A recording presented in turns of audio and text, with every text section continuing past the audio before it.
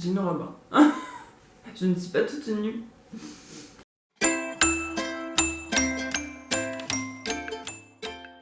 Salut toi!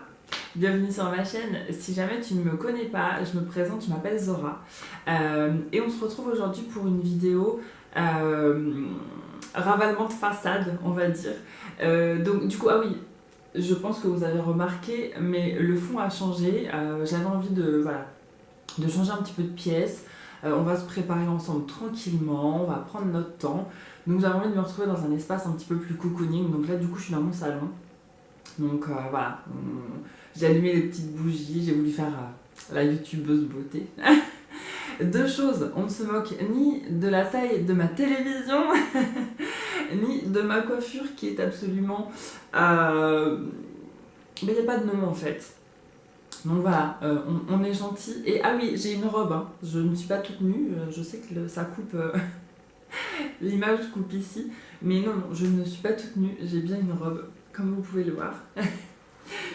Donc du coup on se retrouve aujourd'hui, on va se préparer ensemble, on va faire un make-up ensemble, on va faire les yeux, le teint, etc. Vraiment. Je pense que je vais aussi me coiffer à la fin de la vidéo, comme ça on va se coiffer ensemble. Et c'est parti tout simplement. Donc du coup on va commencer par les yeux cette fois-ci parce que je vais utiliser une palette de chez Makeup Revolution qui se présente comme ceci. La Iconic Division. Et elle me fait penser à une palette de Anastasia Beverly Hills. Donc voilà, il y a des couleurs qui sont très sympas qu'on va pouvoir utiliser. On va faire un cut crease et donc du coup comme on va mettre beaucoup de fard, on va commencer par les yeux et ensuite on fera le teint. Donc pour ceci, je me munis de ma base à paupières. Alors en fait ça c'est un anti-cerne de chez AOA Studio, mais je l'utilise en tant que base à paupières tout simplement parce que je l'aime bien en tant que base à paupières. Si je regarde à côté c'est parce que j'ai mon retour mon miroir qui est là. Donc du coup, hop, j'en mets sur mes paupières. Je vais pas trop vous montrer de près les produits que j'utilise, mais je pense que je vais vous les faire défiler. Enfin, je vais vous mettre la description dans un coin, puis vous aurez bien évidemment également le lien en barre d'infos.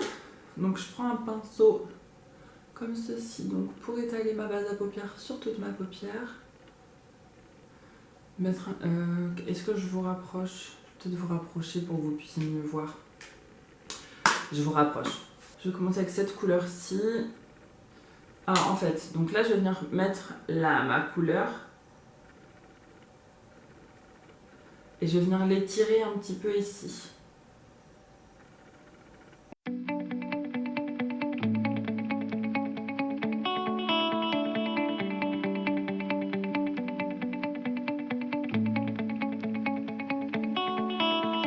Donc maintenant que j'ai mis ma couleur la plus foncée donc dans mon creux de paupière et en oblique, je vais pouvoir prendre ma couleur de transition qui sera celle-ci et je vais la mettre, je vais venir dégrader en fait tous mes bords.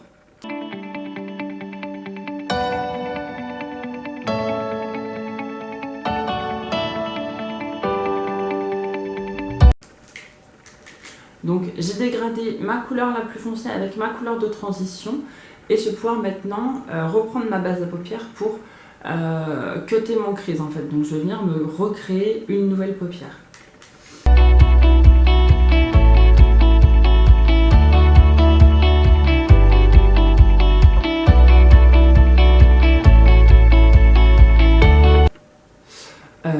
Je suis contente parce que jusqu'à là, j'ai aucune chute. Donc moi je voulais faire mon teint après parce que je me suis dit les fards ils sont un petit peu poudreux, etc. Et en fait là j'ai aucune chute, donc je suis assez contente.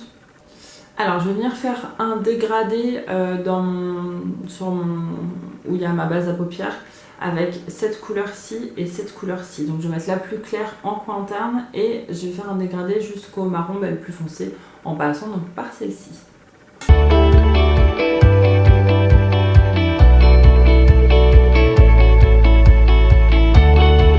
Je fais pareil de l'autre côté et on se retrouve tout de suite. Ok, donc j'ai fait mes deux yeux. J'ai rajouté un trait de liner, c'est un liner liquide. J'ai pas encore mis mon mascara parce que, comme on va faire le teint et que je vais utiliser de la poudre, je veux pas qu'il y ait de la poudre qui tombe en fait sur mes cils alors que j'ai déjà mis du mascara. Pour mon teint, je vais utiliser un fond de teint que ça fait un moment que j'ai pas utilisé. C'est un fond de teint de chez Morphe, c'est le F2.20, c'est un fond de teint mat et très couvrant. C'est pas forcément le fini que je préfère, les finis mat. Donc je vais mettre une base avant, c'est la base unifiante éclat. Et également dans le fond de teint, je vais mettre les petites gouttes de chez Lancôme, les Custom Strobing Drop. Ça va apporter quelque chose d'un petit peu plus lumineux. Donc je commence par mettre ma base.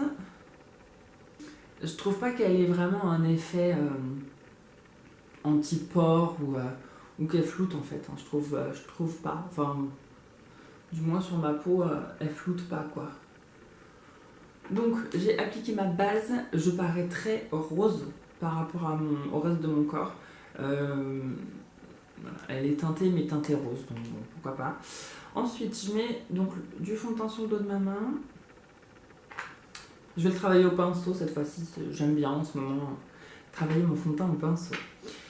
Je mets une goutte du Custom de chez Lancôme. Je prends un pinceau, là c'est un pinceau à fond de teint plat, il vient de chez AUA Studio celui-ci, il est pas mal. Hop, j'en prends, j'en mets un petit peu partout, je viendrai le travailler après. Bon, j'espère que votre réveillon de Noël s'est bien passé, que votre jour de Noël aussi, si jamais vous distinguez bien les deux. J'espère que ça s'est bien passé, que vous avez pu profiter de votre famille, que vous avez pu être gâtés. Moi, je vous avouerai que cette année, je ne l'ai pas fait. J'ai jamais trop aimé la période de Noël, si ce n'est pour les vitrines et les marchés. Mais sinon, au-delà de ça, j'ai jamais trop aimé la fête en elle-même de Noël en fait. Alors, ce fond de teint, si vous avez les pores très dilatés, ou du moins que vous avez des pores très apparents au niveau de votre visage, comme il est mat, je trouve qu'il les met vachement en évidence. Pour le fond de teint, on est pas mal. Pour ce qui est de l'anti-cerne, je vais utiliser le Shape Tape de Tarte et la teinte c'est Fairlight Neutral.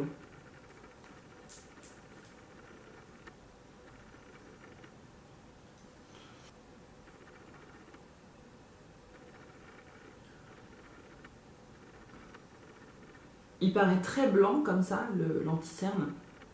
Mais en fait, je me suis rendu compte que quand je travaillais mes poudres après par-dessus, alors déjà il s'oxyde, et quand je travaillais mes poudres après par-dessus,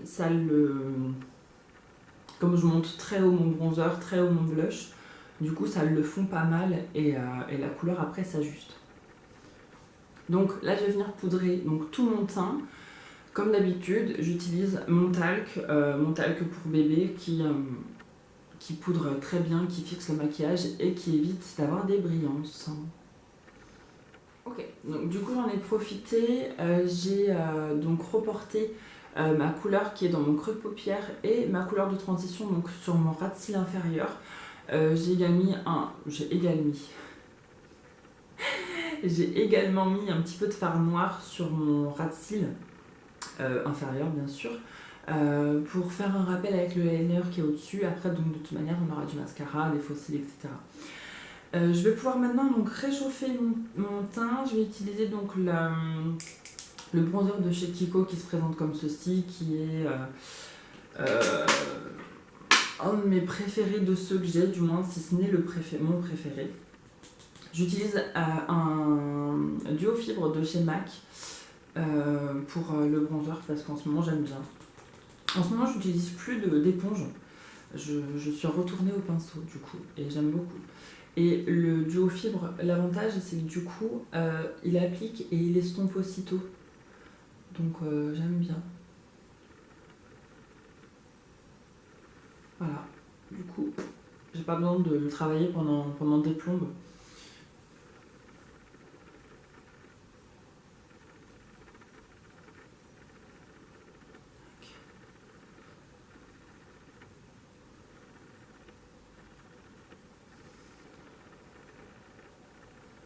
Et vous voyez, là, la couleur de l'anti-cerne, pour le coup, il paraît plus trop clair. Enfin, du coup, ça c'est cool. Pour ce qui est du blush, je vais utiliser le blush L'Oréal. C'est le Life is Peach. Quand tu ne sais pas quoi mettre en blush, tu mets celui-ci. Ça passe avec tout. Quelle que soit ta carnation, quel que soit le maquillage que tu fais, quel que soit le rouge à lèvres que tu vas mettre. C'est un blush qui va vraiment avec tout. Donc je le prélève avec mon pinceau et je vais pouvoir l'appliquer. Je le mets assez haut, hein, moi, mon blush. Je le mets pas ici, je le mets vraiment là. Parce que j'aime bien, ça donne un côté un peu plus frais, plus lifté. J'ai une tête avec mes cheveux. C'est une catastrophe. Et en highlighter, je vais utiliser donc mon pinceau éventail avec un highlighter de chez AOA Studio. C'est une marque que vous pouvez retrouver sur Shop Me Say. Je vous en parle régulièrement parce que c'est pas cher du tout. Et leurs highlighters sont vraiment bien. Leurs rouges à lèvres liquides aussi sont vraiment bien. Voilà. Et ça coûte vraiment pas cher. Donc j'en prélève avec mon pinceau. Hop.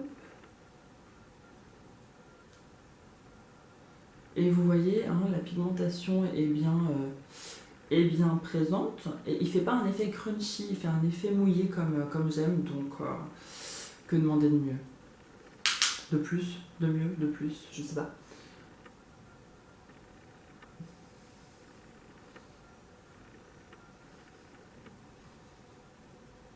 Hop. Là on est highlighté comme never. J'aime bien mettre un petit peu en triangle au-dessus du sourcil. Je trouve que ça apporte un petit truc en plus. Pour ce qui est de mon nez, je vais utiliser un pinceau un petit peu plus précis parce que je trouve que le précédent est un petit peu trop gros pour mon nez. Donc je vais vraiment en appliquer ici, au bout du nez.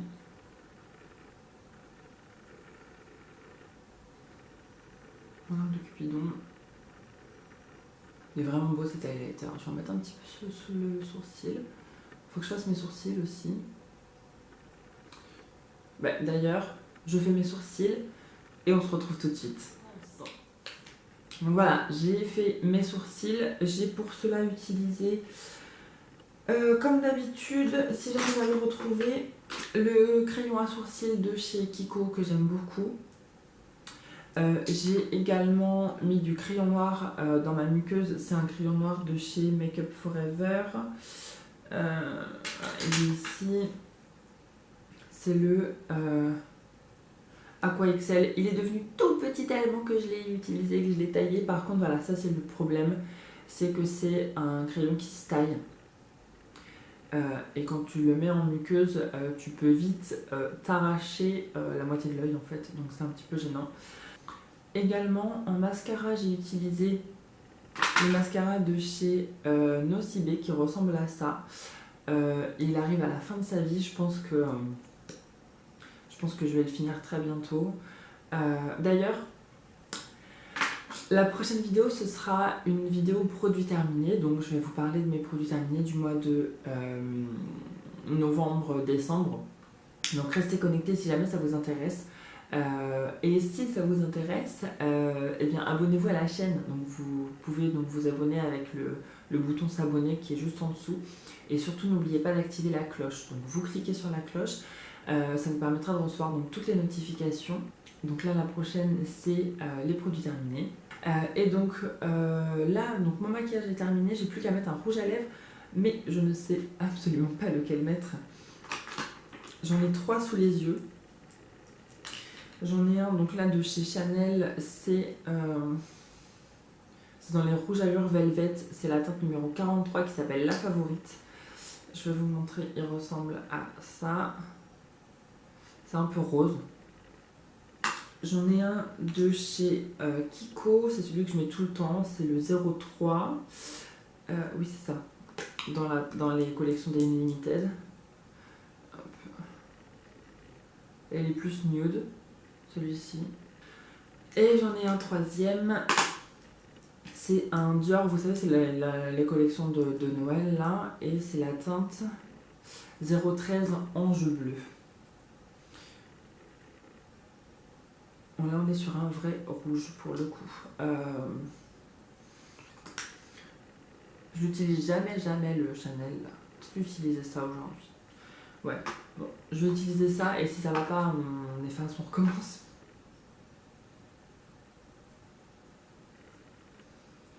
Alors, par contre là j'ai un petit problème. Je veux bien croire que j'ai les lèvres un petit peu sèches en ce moment, mais par contre il a marqué toutes mes petites peaux. Il a marqué toutes mes petites peaux, c'est pas joli. Je vais l'enlever parce que sinon... On recommence. Du coup, je vais plutôt utiliser le nude qui est juste ici. Pour cela, je vais utiliser un crayon à lèvres qui va avec. C'est un Make Up Forever, le Aqualip, et c'est le numéro 1C.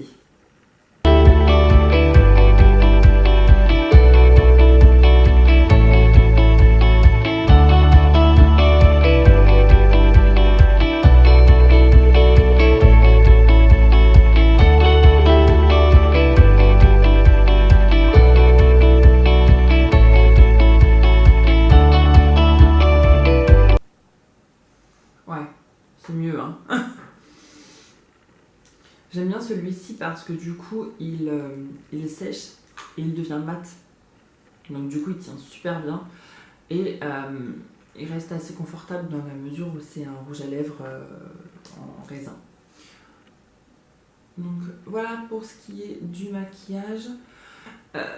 Bon, déjà je vais me laver les mains. Je vais vous retrouver pour essayer de faire quelque chose avec ses cheveux.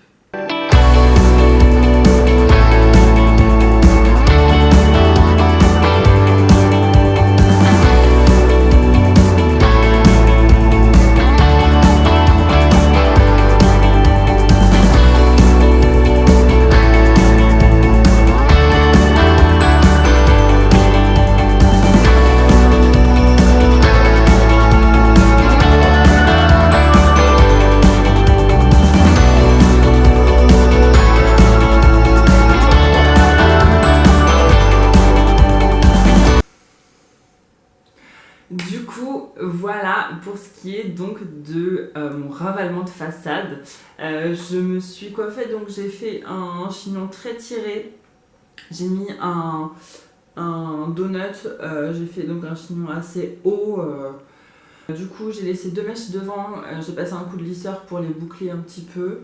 Et là, il faut le temps qu'elle retombe encore. Il faut le temps qu'elle retombe un petit peu. Mais voilà. Voilà, je suis fin prête. Si cette vidéo vous a plu, n'hésitez pas à mettre un like. Également, et bien comme je vous disais tout à l'heure, à vous abonner pour pouvoir me suivre. Et j'ai plus qu'à vous souhaiter de passer une bonne journée ou une bonne soirée. Et je vous dis à bientôt dans une prochaine vidéo.